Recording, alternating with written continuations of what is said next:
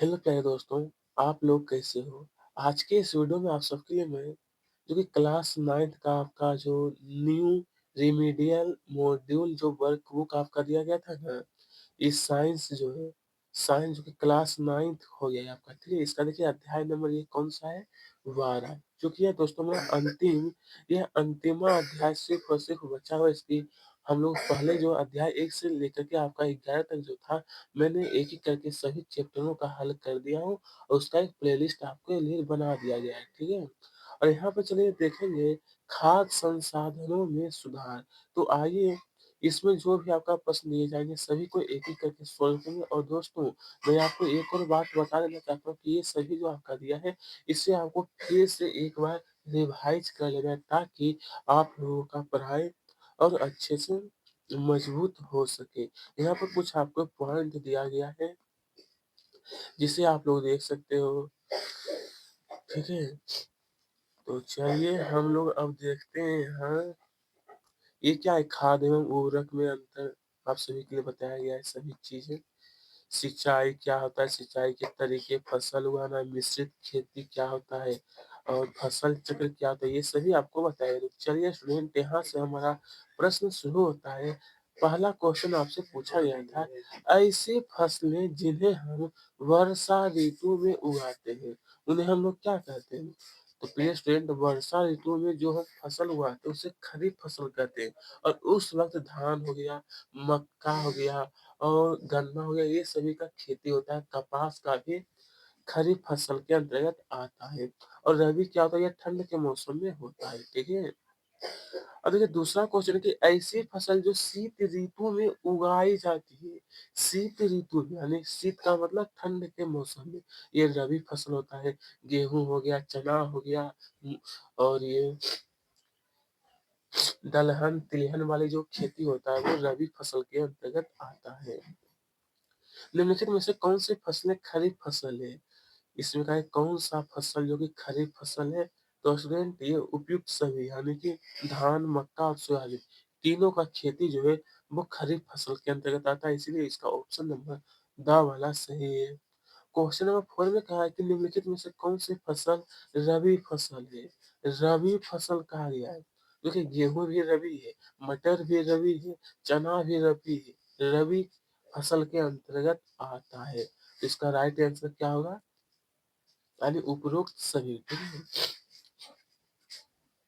Number 5 देखते हैं निम्नलिखित में से किन विधियों को अपनाकर फसल उत्पादन में सुधार किया जा सकता है?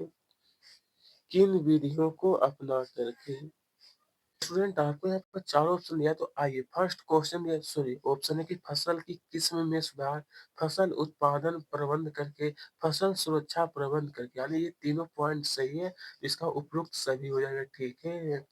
अब आइए नंबर 6 में कहा है, फसल की किस्म में सुधार करने हेतु किन गुणों की अपेक्षा होती है?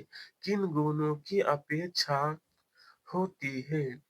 तो देखिए यहाँ पर अच्छी अच्छी रोग प्रतिरोधक क्षमता वाला, ठीक है, ऑप्शन नंबर अ वाला सही है।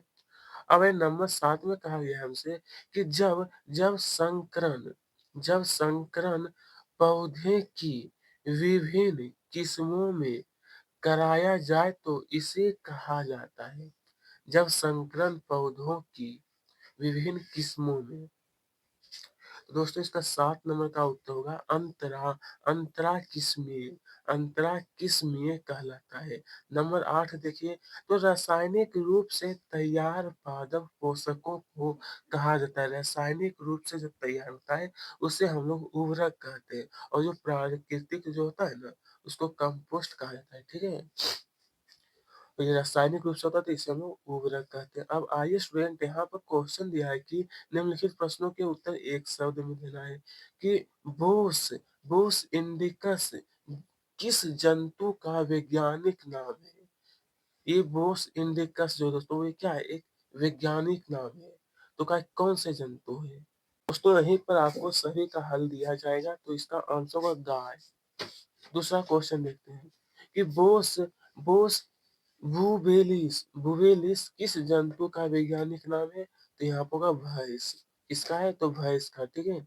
नंबर 3 में जर्सी और साहिवाल दुग्ध उत्पादन करने वाले किस जंतु की नस्लें हैं? किस जंतु की नस्लें? तो यहाँ पर होगा गाय की नस्लें हैं। ठीक है? नंबर 4 देखिए, मधुमक्खी का वैज्ञानिक नाम जो है मधुमक्खी का वो है एपिस एपिस इंडिका। क्या है मेरे दोस्त? एपिस इंडिका, ठीक है? चलिए इसके आगे जब आप लोग देखिएगा तो यहाँ पर आपसे प्रिय मित्रों कहा गया था मिलान करने के लिए कॉलम क से और कॉलम ख बनाइए। देखिए वृहद पोषक का मिलान हो जाएगा मेरे दोस्त फास्फोरस से, फास्फोरस से, ठीक है? दूसरा क्वेश्चन यह कि सूक्ष्म पोषक का हो जाएगा यहाँ पर कॉपर से। तीसरा वर्मी कंपोस्ट मेरे दोस्त जो दिया गया है इसका आंसर होगा केचुआ। नीम की पत्ती का मिलान करना है जैव कीटनाशक। नील हरित शैवाल का हो जाएगा यहाँ पर कि जैविक उर्वरक से, ठीक है? अब इसके आगे हम लोग देखने वाले आगे का जो क्वेश्चन दिया है। देखिए स्टूडेंट यहाँ पर पहले मैं बुक वाला ही दिखा देता हूँ ताकि आप लोगों को दिक्कत ना हो। ये तो मैं करवा ही दिया था ना, सही जोड़ी बनाइए। क्या ये तो हो ही गया था? अब यहाँ पर जो कहा गया है अतिरिक्त जैविक तथा अजैविक कारक किस प्रकार फसल उत्पादन को प्रभावित करते हैं? प्रभावित। मेरे दोस्त आप सबको उत्तर में ये लिखना है कि विभिन्न प्रकार के जैविक कारक जैसे कि कीट, पतंगे, सूक्ष्म जीव एवं निमेटो निमेटोडस एवं अजैविक कारक जैसे गर्मी, सर्दी एवं हिमपात आदि फसल उत्पादन पर बुरा असर डालते हैं, जिससे जिससे फसलों उत्पादन कम हो जाता है। क्या होता है? फसलों उत्पादन कम हो जाता है। अब देखेंगे लोग दूसरा क्वेश्चन दिया है फिर से कि अनाज, दाल, फल तथा सब्जियों से हमें क्या प्राप्त होता है? इससे तो मेरे दोस्त आप सबको पता है कि अनाज, दाल, फल तथा सब्जियों से हमें पोषक पदार्थ प्राप्त होते हैं। अनाज से हमें मुख्यतः कार्बोहाइड्रेट मिलते हैं। कार्बोहाइड्रेट में क्या होता है? तो उनसे हमें काफ़ी ऊर्जा मिलती है काम करने के लिए। और दालों से हमें प्रोटीन मिलते हैं, उससे हमारा शरीर वृद्धि होता है। चलिए अब प्रश्न 3 में पूछा गया हमसे कि अंतरा फसलीकरण क्या है? अंतरा फसलीकरण तो आइए, दो या दो से अधिक फसलों को एक साथ एक ही खेत में निश्चित कतार या पैटर्न में उगाने की प्रक्रिया को अंतरा फसलीकरण कहा जाता है। इस विधि में कुछ पंक्तियों में एक प्रकार की फसल तथा उनके एकांतर में स्थित दूसरी दूसरी पंक्तियों में दूसरे प्रकार की फसल उगाते हैं। इसके उदाहरण हो गया सोयाबीन, मक्का या बाजरा। इसी विधि में फसल का चुनाव चुनाव इस प्रकार से किया जाता है कि उनके पोषक तत्वों की आवश्यकताएं भिन्न-भिन्न हो ताकि पोषक तत्वों का अधिकतम उपयोग हो सके। इनकी इनकी जड़ों की गहराई भी भिन्न-भिन्न होती है। इनकी जड़ों की भी गहराई क्या होती है दोस्तों? तो भिन्न-भिन्न होती है। आइए मेरे दोस्त अब देखेंगे क्वेश्चन नंबर 4 में कहा है वृहत पोषक क्या है और इन्हें वृहत पोषक क्यों कहते हैं? क्यों कहते हैं? तो मेरे दोस्त आपको उत्तर लिखना है कि ऐसे पोषक तत्व जो पौधे की वृद्धि के लिए बड़ी मात्रा में बड़ी मात्रा में आवश्यक होते हैं, पोषक तत्व कहलाते हैं। इनकी संख्या 6 है। वृहद पोषक तत्व निम्न है nitrogen, phosphorus, potassium, calcium, magnesium, sulphur. चूंकि यह 6 पोषक तत्व पौधों के लिए बड़ी मात्रा में बड़ी 1 मिनट रुकिएगा। हाँ, यहाँ पे बताया कि बड़ी मात्रा में आवश्यक होते हैं, इसीलिए इन्हें वृहद पोषक तत्व कहा जाता है। इस प्रकार से स्टूडेंट आपको आंसर लिखना है, ठीक है? उसके बाद थोड़ा-सा एक लाइन और ऐड कर देना है कि इसके अतिरिक्त तत्व कार्बन, हाइड्रोजन और ऑक्सीजन भी बड़ी मात्रा में आवश्यक होती है। ठीक है? चलिए अब आगे देखते हैं। आगे यहाँ पर क्वेश्चन नंबर 5 में पूछा है कि पौधे अपना पोषण कैसे प्राप्त करते हैं? आखिरकार पौधे जो होते हैं, तो उत्तर लिखना है कि पौधे अपने पोषक तत्वों को मिट्टी, जल एवं वायु से प्राप्त करते हैं। फिर आगे हमसे कहा गया है पौधे के लिए कुल 16 पोषक तत्वों की आवश्यकता होती है। इनमें से कार्बन तथा ऑक्सीजन हवा से प्राप्त होते हैं, हाइड्रोजन पानी से तथा शेष 13 पोषक तत्व मिट्टी से प्राप्त होते हैं। कोई भी अगर पूछेगा तो पौधों के लिए कुल 16 पोषक तत्वों की आवश्यकता यानी कि ज़रूरत उन्हें होती है। ठीक है? तो चलिए अब आगे बोलते हैं। ठीक है? कोई भी अगर आपसे पूछेगा तो आपको इसी प्रकार बताना है। अब आइए क्वेश्चन नंबर 6 में पूछा है कि हरी खाद क्या है? आखिरकार हरी खाद, इसके लाभ लिखिए। तो उत्तर होगा हरी खाद फसल उगाने से पूर्व खेतों में कुछ पौधे जैसे कि बरसीम, वेचा, पटसन या ग्वार आदि उगा देते हैं और फिर उन पर हल व पाटा चलाकर खेत की मिट्टी में मिला दिया जाता है। ये पौधे हरी खाद में बदल जाते हैं जो मिट्टी को नाइट्रोजन व फास्फोरस से समृद्ध समृद्ध का मतलब होता है कि भरपूर करने में सहायक होते हैं। इतना रोक के उसके बाद देखिए 2 पॉइंट और लिखना है कि हरी खाद के लाभ। पहला लाभ होगा यह खाद हरे पौधे जैसे कि पटसन, मूंग, ग्वार के अपघटन से बनाई जाती है, अतः हानिकारक रसायनों से मुक्त मुक्त होती है। ठीक है? तो चलिए अब आगे हम लोग देखेंगे।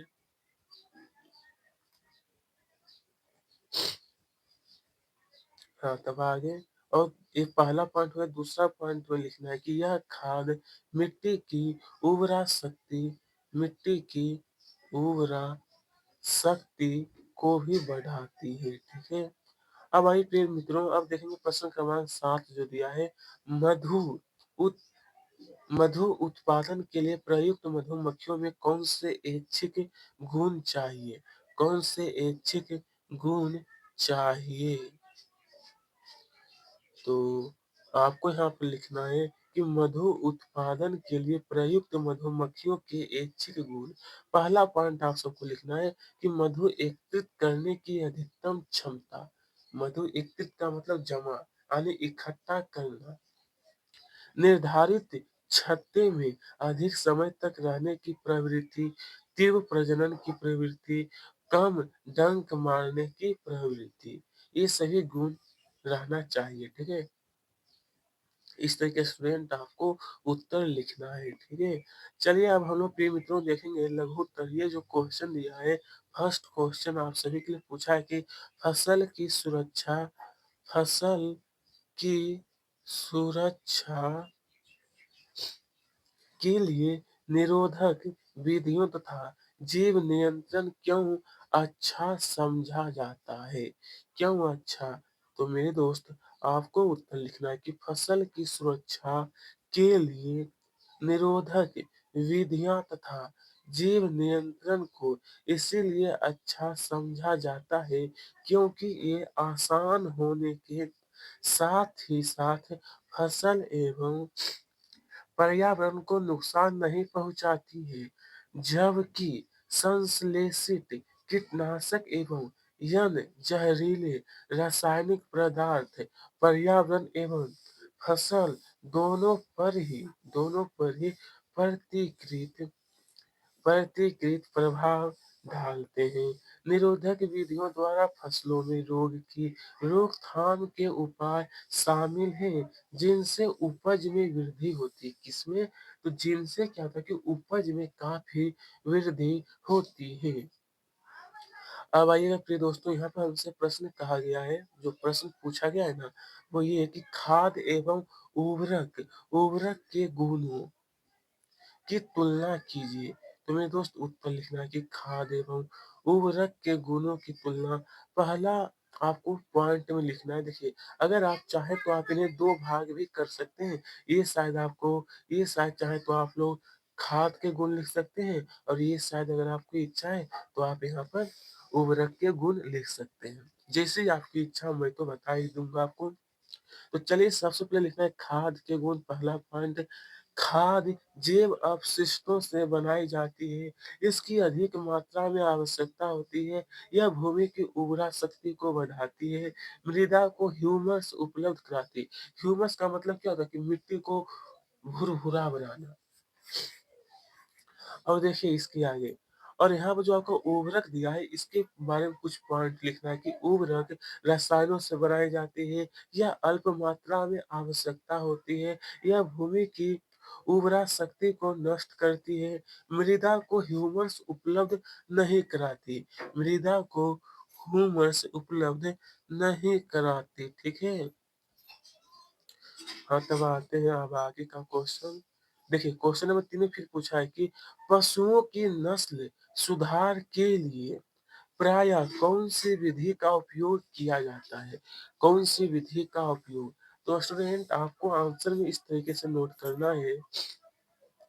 पशुओं के नस्ल सुधार के लिए प्रायः संकरण की विधि का उपयोग किया जाता है, क्योंकि इस विधि में 2 अलग-अलग नस्लों का संकरण कराने पर एक ऐसी संतति प्राप्त की जा सकती है, जिसमें उन दोनों नस्लों के वांछित गुण अपशिष्ट सॉरी वांछित गुण उपस्थित। देखिए, यहाँ पर थोड़ा-सा लिखना है कि उपस्थित हो। उदाहरण के लिए, लंबे समय तक दुग्ध स्त्रावन काल के लिए विदेशी नस्लें जैसे कि जर्सी का संकरण बहुत अधिक रोग प्रतिरोधक क्षमता वाली देसी नस्ल साहीवाल से कराया जाए तो एक ऐसी संतति प्राप्त होती है, जो लंबे दुग्ध स्त्रावन काल एवं अधिक प्रतिरोधक क्षमता के वांछनीय गुण होते हैं। ठीक है? तो मेरे दोस्त, आपको इस प्रकार से आंसर लिखना। मेरा प्रयास था कि आपको अच्छी प्रकार से आंसर बताया जाए। इसके आगे अब हम लोग देखेंगे, क्वेश्चन नंबर 4 में कहा है कि बॉयलर बॉयलर तथा अंडे देने वाली लेयर में क्या अंतर है? तो आइए, बॉयलर का प्रयोजन मांस उत्पादन के लिए होता है, जबकि वा आपको ध्यान रखना है कि बॉयलर का जो प्रयोजन है वो मांस उत्पादन के लिए, जबकि जबकि लेयर लेयर जो होता है वो अंडे देने वाली मुर्गों की नस्लें होती है। क्या आपको यहाँ पर क्लियर हो गया ना? फिर पूछा, बॉयलर के आहार में प्रोटीन तथा वसा भरपूर मात्रा में होती है, जबकि अंडे देने वाली नस्ल लेयर के भोजन में विटामिन की मात्रा भरपूर होती है। इसी प्रकार से लेयर को अधिक स्थान की जरूरत होती है, जबकि बॉयलर को कम स्थान की आवश्यकता आवश्यकता होती है। इस प्रकार से मेरे दोस्त, आपको उत्तर लिखना है। ठीक है? चलिए, अब मेरे दोस्त, अब हम लोग देखने वाले हैं दीर्घ उत्तरीय प्रश्न। यहाँ पे देखिए, दीर्घ उत्तरीय प्रश्न में प्रश्न 1 में दोस्तों पूछा गया है कि मत्स्य मत्स्य संवर्धन के 2 गुण तथा 2 दोष लिखिए। 2 गुण आपको फिर लिखना है, और यहाँ पर प्रिय दोस्त 2 दोष भी आपको लिखना है। चलिए, यहाँ पर सबसे पहले गुण में पहला लिखना है कि कम क्षेत्र से अधिक मात्रा में वांछित जातियों को प्राप्त किया जा सकता है। दूसरा पॉइंट होगा, मछलियों में सुधार किया जा सकता है। मछलियों में सुधार किया जा सकता है। ठीक है? अब यहाँ पर आप लोग देख सकते हो कि संवर्धन के दोष, पहला दोष कि जैव विविधता का संकट उत्पन्न हो सकता है। केवल आर्थिक महत्व की तथा बहुमूल्य मछलियाँ का ही संवर्धन किया जा सकता है। इस प्रकार से स्टूडेंट आप लोगों को उत्तर लिखना है कि देखिए दूसरा क्वेश्चन पूछा है कि मधुमक्खी पालन की महत्ता एवं उपयोगिता लिखिए। मधुमक्खी पालन की। तो मेरे दोस्त आपको उत्तर में लिखना है कि मधुमक्खी पालन की महत्ता एवं उपयोगिता। पहला पॉइंट हो जाएगा कि पौष्टिक, स्वास्थ्यवर्धक एवं औषधीय गुणों वाला शहद प्राप्त होता है। दूसरा पॉइंट, इससे मोम प्राप्त होता है जिसका उपयोग औषधियाँ, मलहम मलहम, क्रीम, पॉलिश, वैसलीन एवं मोमबत्ती बनाने में होता है। ठीक है? ये सभी क्या है? मधुमक्खी पालन की महत्व और इसका उपयोगिता। तीसरा पॉइंट, मधुमक्खियां परागण क्रिया में भाग लेकर फसल की पैदावार बढ़ाती है। फसल की पैदावार बढ़ाती है। ठीक है?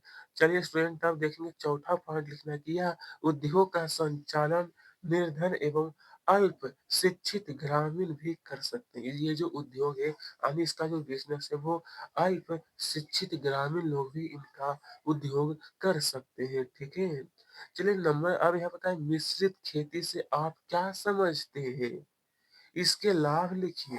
तो मेरे दोस्त आपको लिखना है कि मिश्रित खेती खेती की यह प्रणाली जिसमें फार्म पर खेती के साथ-साथ कोई अन्य कृषि आधारित व्यवसाय जैसे कि पशुपालन, मधुमक्खी पालन भी अपनाए जाते हैं, मिश्रित खेती कहलाती है। ठीक है? इन्हीं को हम लोग क्या कहते हैं? मिश्रित खेती। जिसे यहाँ पर दिया है ना कि खेती के साथ-साथ अन्य कृषि की पशुपालन भी लोग करते हैं। देखिएगा बहुत सारे लोग क्या है, खेती भी करते हैं साथ-साथ में पशुपालन। तो किसी को देखिए तो मधुमक्खी पालन करते हैं, किसी को देखिएगा मुर्गी पालन, किसी को देखिएगा तो मछली पालन भी करते हैं। तो वही हमारा कहलाता है मिश्रित खेती। ठीक है? अब मिश्रित खेती के प्रमुख लाभ किसान को सामान्य से अधिक आय आय यानी कि इनकम होता है। मजदूरों को वर्ष भर मजदूरी मिलती रहती है। पशुओं को वर्ष भर चारा उपलब्ध रहता है एवं अपशिष्ट से खाद तैयार होती है। एक व्यवसाय के अपशिष्ट दूसरे व्यवसाय के संसाधन के रूप में प्रयुक्त होते हैं। इससे इससे यह होता है कि पदार्थों का पुनर्चक्रण होता है। क्या होता है? पदार्थों का पुनर्चक्रण। ठीक है? फिर देखिए चौथा पॉइंट लिखना है कि भूमि का वर्ष भर उपयोग होता रहता है। किसान हमेशा कृषि कार्य में व्यस्त रहता है। पशुपालन को बढ़ावा मिलता है। ठीक है? आइए प्रिय दोस्तों अब हम लोग देखने वाले हैं क्वेश्चन नंबर 4 में कहा है कि फसल चक्र क्या है? फसल चक्र क्या है? फसल चक्र के प्रमुख सिद्धांत एवं इसका महत्व लिखिए। तो मेरे दोस्त आपको इस प्रकार से उत्तर हो जाएगा आपका आंसर कि फसल चक्र जिसको हम लोग कहते हैं क्रॉप रोटेशन किसी खेत में विभिन्न फसलों को पूर्व योजनानुसार क्रम में अदल-बदल कर बोना जिससे कि भूमि की उर्वरा शक्ति नष्ट ना हो, फसल चक्र कहलाता है। फसल चक्र का प्रमुख लाभ भूमि की उर्वरा शक्ति बनाए रखकर फसलों का उत्पादन जैसे कि सोयाबीन, चना, मक्का, मटर ये सभी हो जाएगा। ठीक है? क्या है फसल चक्र में क्या था कि एक फसल को तैयार करके फिर दूसरा फसल को बो देना। इसी को हम लोग कहते हैं फसल चक्रण। ठीक है? और फसल चक्रण के सिद्धांत में पहला पॉइंट ये लिख लेना है। दूसरा पॉइंट में ये आपको नोट कर लेना है। ठीक है? और देखिए तीसरा पॉइंट आपका ये रहा मेरे दोस्त, तीसरा पॉइंट ये हुआ कि अनाज वाली फसलों के बाद दाल वाली फसल को बोना चाहिए। इससे क्या होता है दोस्तों कि अनाज दाल वाला जब हम लोग बाद में रोपते हैं तो उससे क्या होता है कि नाइट्रोजन जो है मिट्टी में अधिक मिल जाता है। ठीक है? आपको भी पता है कि जो प्रोटीन वाले जो दलहन वाले जो फसल होती है उसमें क्या होता है कि उसके जड़ में एक गट्ठर पाया जाता है शायद। शायद अभी उसका नाम हम भूल रहे हैं। ये चौथा पॉइंट हो गया, ये 5वां पॉइंट आपको इस तरीके से नोट करना है, ठीक है? चलिए ये छठा पॉइंट फिर आपको ये लिखना है, इस प्रकार से स्टूडेंट आपको पूरा करना है। तो चलिए अब हम लोग देखेंगे सिंचाई के 4 स्रोतों का वर्णन। तो सिंचाई के प्रमुख स्रोत निम्न प्रकार से हैं। तो सबसे पहला पॉइंट आपको ये लिखना है, ये पहला पॉइंट हो जाएगा, ठीक है? ये आपको नोट कर लेना है पहला पॉइंट।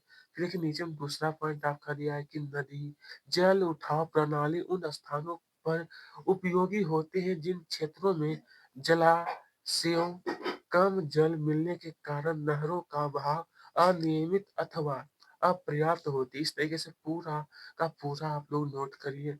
तीसरा पॉइंट आपका ये है कि तालाब छोटे क्षेत्रों में बहे हुए पानी का संग्रह जो जलाशय करते हैं, वे तालाब कहलाते हैं। वे क्या हुआ दोस्तों? तालाब कहलाते हैं, ठीक है? चलिए क्वेश्चन नंबर 6 में फिर पूछा है कि आपको कि मधुमक्खी पालन दिया है, मुर्गी पालन दिया है, जिसको लोग कुक्कुट पालन भी कहते हैं। इस पर आपको संक्षिप्त में टिप्पणी देना यानी कि इसके बारे में आपको कुछ बताना है। तो चलिए सबसे पहले मधुमक्खी के बारे में देखते हैं हम लोग कि मधुमक्खी पालन जिन्हें लोग मधु, शहद और ओम के उत्पादन के लिए मधुमक्खियों को पालने की प्रक्रिया मधुमक्खी पालन कहलाती है। सबसे मुख्य कारण क्या है? मोम के उत्पादन, ठीक है? शहद का सर्वत्र उपयोग होता है, अतः इसके लिए मधुमक्खी पालन का उद्यम एक कृषि उद्योग बन गया है। शहद एवं मोम का उपयोग औषधि के रूप में किया जाता है। किसके रूप में दोस्तों?